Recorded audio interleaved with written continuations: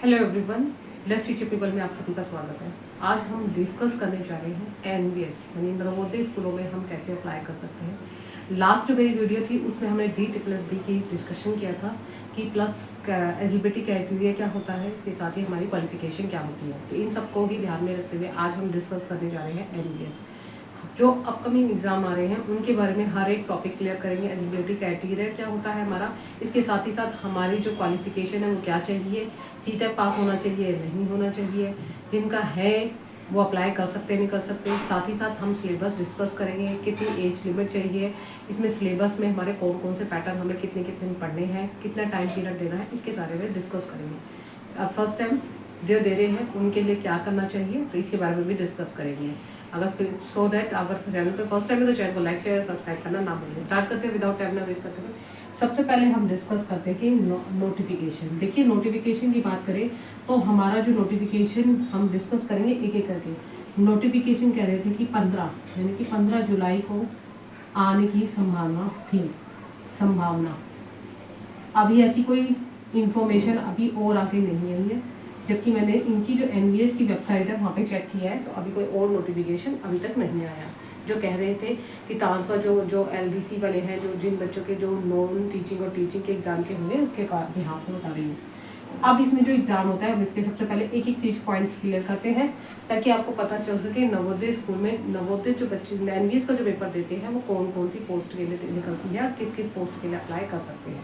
क्या इसमें पीआरटी वाले अप्लाई कर सकते हैं, क्या टीजीटी, क्या पीजीटी। ठीक है, विदाउट चलो स्टार्ट करते हैं। सबसे पहला पॉइंट है एग्जाम। एग्जाम जो मोड होता है इनका वो ऑनलाइन होता है। इनका एग्जाम जो होता है वो ऑनलाइन होता है। एग्जाम ऑनलाइन अप्लाई करना होता है। ठीक है, फिर डिस्कस कर लेते हैं एज लिमिट। ठीक है, इसमें जो 2 एग्जाम देने होते हैं इसमें क्या है कि हम पीआरटी नहीं देते, पीआरटी वालों के लिए नहीं होता है। ये एक रेजिडेंटल स्कूल होता है। इस रेजिडेंट स्कूल में जैसे ईएमआर और एकलव्य स्कूल होता है ना, उसी तरीके से ये रेजिडेंटल स्कूल होते हैं। और इस स्कूलों में सिर्फ टीजीटी और पीजीटी यानी क्लास 6 से ही आप अप्लाई कर सकते हैं, पढ़ा सकते हैं।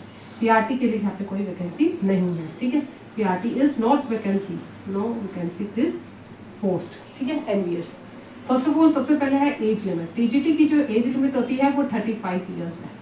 ठीक है, टीजीटी की 35 ईयर्स है और जो हमारी पीजीटी की होती है वो 40 ईयर्स होते हैं। कैटेगरी वाइज अगर हम देखें तो एससी कैटेगरी यानी कैटेगरी वाइज देखें तो एससी और एसटी में 5 साल का हमें रिलैक्सेशन मिलता है। कितने साल का मिलता है? 5 साल का रिलैक्सेशन मिलता है। ओबीसी, अगर हम ओबीसी की बात करते हैं तो ओबीसी में 3 साल का रिलैक्सेशन मिलता है। यानी कि अगर आपकी एज टीजीटी में 35 है, अगर आप कैटेगरी वाइज आ रहे हो तो आपकी यानी 5 ईयर्स यानी 40 ईयर्स तक आप ये फॉर्म फिल कर सकते हैं। और इसी साथ पीजीटी में अगर 40 है और आप एसटी एसटी में है तो 5 साल और ओबीसी में 3 साल का यानी 43 या 45 प्लस हम पीजीटी भर सकते हैं। लेकिन यहाँ पे एक और क्राइटेरिया होता है, जो वुमेन होता है वुमेन के लिए अलग से रिलैक्सेशन देते हैं। ये अलग से रिलैक्सेशन का मतलब यहाँ पे अलग से 10 साल और दिए जाते हैं, तब तक ये फॉर्म भर सकते हैं यानी। ठीक है, ये हमारी एलिजिबिलिटी यानी एज लिमिट होगी, मोड बता दिया। अब medium of exam. Medium exam जो होता है बाइलिंगुअल होते हैं, इंग्लिश और हिंदी दोनों मीडियम में आते हैं। ठीक है, अब है एप्लीकेशन, जो मैंने आपको स्टार्टिंग में ही बता दिया है। एप्लीकेशन हो रहा था स्टार्ट की 15 जुलाई से नोटिफिकेशन एक्चुअली कोई इन्फॉर्मेशन आई थी, लेकिन अभी तक कोई ऐसा नोटिफिकेशन वेबसाइट पे कोई आया नहीं है अभी फिलहाल के लिए। फिर उसके बाद हमारा नोटिफिकेशन जैसे ही आएगा वैसे ही आपको जल्दी ही कि अप्लाई करने की डेट क्या है वो जैसे ही नोट आएगा तो मैं आपको अपडेट जरूर दूंगी। ठीक है, इसमें हम देख लेते हैं कि एलिजिबिलिटी क्राइटेरिया क्या होता है। ध्यान से देखिए, टीजीटी यानी ट्रेन्ड ग्रेजुएट टीचर के लिए प्लस बीएड होना चाहिए आपका, प्लस आपका ग्रेजुएशन होना चाहिए। ग्रेजुएशन में आपका 50% होना चाहिए। कितना परसेंट होना चाहिए? 50 मार्क्स होने चाहिए, 50% मार्क्स होने चाहिए। और सीटेट पेपर 2 क्लियर होना चाहिए। अगर सीटेट पेपर 2 आपने इस बार 7 जुलाई को दिया है और आपको लग रहा है कि मेरा क्लियर है तो आप ये फॉर्म फिल कर सकते हैं प्लीज़। और पीजीटी के लिए पोस्ट ग्रेजुएट टीचर के लिए बीएड होना चाहिए आपका, पोस्ट ग्रेजुएट प्लस 50% मार्क्स होने चाहिए। इसमें सीटेट की आवश्यकता नहीं होती। जिन्होंने भी अगर पीजीटी कर रखा है, मास्टर डिग्री ले रखी है, तो आराम से ये फॉर्म फिल कर सकते हैं। ये हमने बताया कि इसमें कौन कौन सी पोस्ट के लिए अप्लाई कर सकते हैं, एज क्राइटेरिया क्या है, एग्जाम ऑफ मोड क्या आएगा। हमने डिस्कस किया कि ऑनलाइन एग्जाम होगा, एप्लीकेशन फॉर्म और कौन कौन सी। अगर आपने इस पोर्शन में कहीं पर भी आपको टीजीटी या पीजीटी में आपको लगता है कि हाँ आपने ये पूरा कर लिया है, कंप्लीट कर लिया है, तो आप फॉर्म को भर देना। जैसे ही अपडेट आएगा मैं जरूर आपको बताऊंगी। अब हम डिस्कस करते हैं सेकंड इज थिंग हमारा होता है एग्जाम ऑफ पैटर्न। ठीक है, हम डिस्कस करने जा रहे हैं exam of pattern. Exam of pattern में हमारा जो है सबसे पहला है 3 घंटे का ड्यूरेशन पीरियड होता है, यानी टाइम पीरियड हमारा 3 घंटे का होता है नवोदय विद्यालय में पेपर देने के लिए। ठीक है, ये पेपर जो हमारा होता है ऑनलाइन पेपर ही होता है, ऑनलाइन ही कंडक्ट कराया जाता है, जो मैंने आपको यहाँ पे भी बता दिया। ठीक है, इसकी जो इसमें क्या है, जैसे केंद्र विद्यालय में नेगेटिव मार्किंग नहीं होती, लेकिन यहाँ पे नेगेटिव मार्किंग होती है, यानी कि 0.25 नेगेटिव मार्किंग होती है। तो फर्स्ट ऑफ ऑल यहाँ पे जितने भी बच्चे हैं अगर एनवीएस भर रहे हैं तो इसमें ध्यान रखिए कि अगर एक भी क्वेश्चन गलत किया तो उसके 0.25% कट जाएंगे मार्क्स। ठीक है, आप इसमें देखते हैं सिलेबस क्या आता है। ठीक है, एक एक करके डिस्कस करते हैं। पेपर 1 जनरल अवेयरनेस 10 मार्क्स का। पेपर 2 यानी पार्ट 1 है, ये पेपर 2 नहीं है, sorry, part 1 part 2 reasoning 10 marks की आती है। फिर उसके बाद पार्ट 3 नॉलेज ऑफ आईसीटी, है ना, आईसीटी यानी कंप्यूटर से रिलेटेड 10 मार्क्स का। और पार्ट 4 होता है टीचिंग एप्टीट्यूड, जो भी 10 मार्क्स के होते हैं। और हमारा होता है ये 4 जो होते हैं पार्ट, ये पार्ट तीनों चारों मिला के हमारे 40 मार्क्स हो गए। कितने मार्क्स हो गए हमारे? 40। ठीक है, ये मार्क्स हमारे 40 हो गए। टीजीटी में क्या होता है, ये टीजीटी के होते हैं 40 मार्क्स, लेकिन यहाँ पे पीजीटी में 20 मार्क्स और इंक्रीज हो जाते हैं। किसमें इंक्रीज होते हैं? इस पोर्शन में, आईसीटीसी में। ठीक है, इस पोर्शन में हमारे क्या होते हैं, मार्क्स इंक्रीज हो जाते हैं। और ये पोर्शन हमारा जहाँ पे हमारा टीजीटी 10 नंबर का आता है, टीजीटी और पीजीटी दोनों के लिए होता है, जहाँ पे हमारा 10 नंबर का आता है, 20 नंबर की हो जाती है।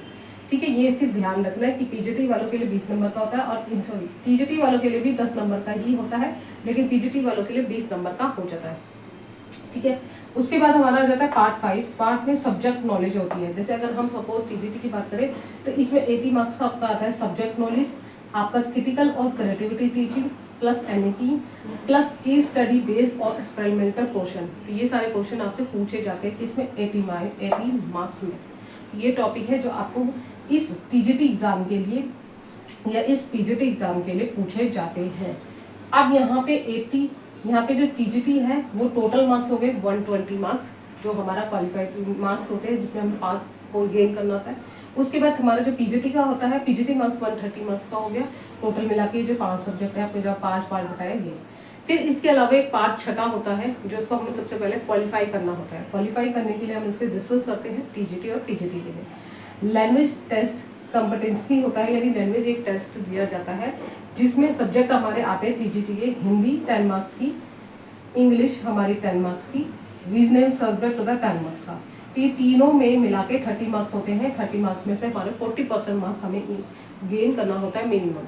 और कैटेगरी वाइज तो हम जैसे ही नोटिफिकेशन आएगा वैसे ही डिस्कस करेंगे। कैटेगरी वाइज थोड़ा सा कम होता है, क्योंकि 35% होता है कि इसमें कैटेगरी वाइज। जनरल कैटेगरी में 40% मार्क्स आपके क्लियर होने चाहिए, तभी आपका ये वाला पेपर चेक होगा। अदरवाइज अगर आपने इसमें क्वालिफाई नहीं कर पाए तो ये वाला पेपर भी आपका क्रॉस आएगा, मेरिट लिस्ट पे परिणाम में है। सबसे इंपॉर्टेंट यही चीज़ है, अगर इसमें आपने स्कोर कर लिया तो ही आप इसमें अगर पास हो गए तो ही आपका ये पेपर क्लियर होगा, अदरवाइज में नहीं होगा। सेम पीजीटी में 2 पेपर आते हैं, एक तो हिंदी और एक इंग्लिश। दोनों में ही आपका वही सेम 40% होना चाहिए।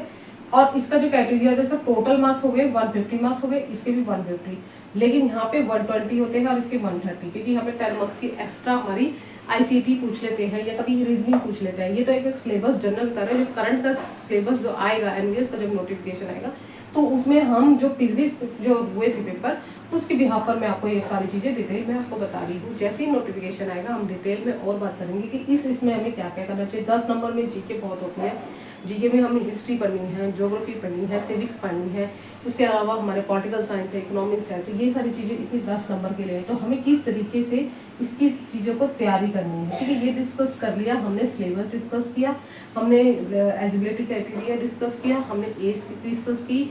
इसके अलावा हमें कैसे तैयारी करनी चाहिए। देखिए यहाँ पे अगर एक चीज़ और बताना चाहती हूँ एनवीएस में, कि अगर आप रीजनिंग भी कर रहे हो कहीं ना कहीं और आईसीटी भी कहीं पढ़ रहे हो, टीचिंग एप्टीट्यूड आप सीटेट में पढ़ते ही आ रहे हो, सब्जेक्ट आपने कम्युनिकेशन बहुत अच्छा कर लिया, तो आसानी से आप इसमें से 120 में से आराम से 180 मार्क्स आ जाते हैं बहुत सारे बच्चों के, और आ भी सकते हैं।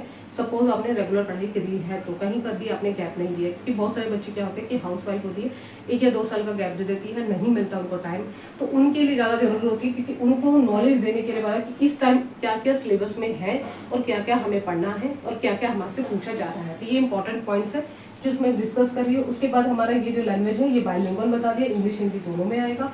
और इसमें इसके साथ ही साथ ये तो है ही, इसके साथ ही साथ आपका इंटरव्यू भी होता है एनवीएस में। तो ये एग्ज़ाम क्लियर करने के बाद ही आपका इंटरव्यू के लिए आपको बुलाया जाता है और आपको इंटरव्यू देने के बाद आपको अच्छी खासी जॉब मिल जाती है, और वो भी किसी भी स्टेट में। यहाँ पे पर्टिकुलर रेजिडेंशियल स्टेट बता रही हूँ, जैसे एनवीएस हो गया, जैसे हमारे EMRS हो गया, जिसमें एकलव्य स्कूल होते हैं जो आदिवासी बच्चों के लिए स्पेशल पढ़ाया जाता है, तो उनके लिए टीचिंग के लिए अलग से उनको जो सारी क्राइटेरिया होता है वो जब आपकी नौकरी लग जाएगी तो उसके बाद में आपको धीरे धीरे डॉक्यूमेंट वेरिफिकेशन होते हैं, फिर कहाँ पोस्टिंग होनी है, ये सब बताया जाता है। तो ये चीज़ का ध्यान में रखना है। सबसे पहला तो फर्स्ट जो है ना वो ये है, फर्स्ट पार्ट इस हम कह सकते हैं कि एनवीएस में सबसे पहले ये क्लियर करना है, पेपर क्लियर करना है, फिर देन इंटरव्यू, फिर देन डॉक्यूमेंट वेरिफिकेशन, फिर देन आपकी अच्छी खासी सरकारी जॉब लग जाएगी।